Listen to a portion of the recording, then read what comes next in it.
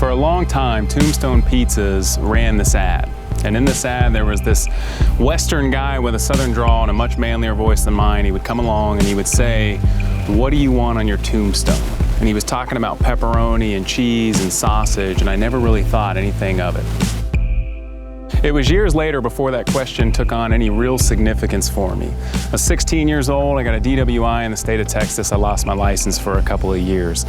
It was actually the best thing that ever happened to me. That was the catalyst, the event that set me down a different path. I started studying Scripture and I fell in love with Scripture.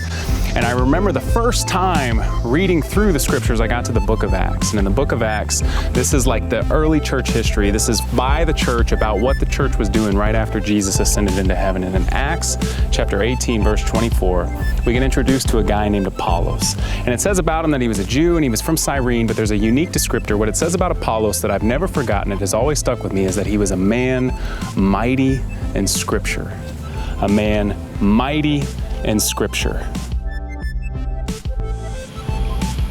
I've never forgotten that scripture. It's always stuck with me, and I've thought to myself, when I die, if my wife and my kids and my friends, those people who knew me well, if they said about me that I was a man who was mighty in Scripture, not that I just knew a lot about Scripture, but I also applied it. I was a guy who took it seriously. The revelation of God, I tried to live it out.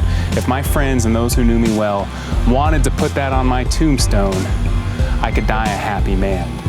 I discovered what I want my tombstone to say. Today, I'm asking you, believer, what do you want on your tombstone?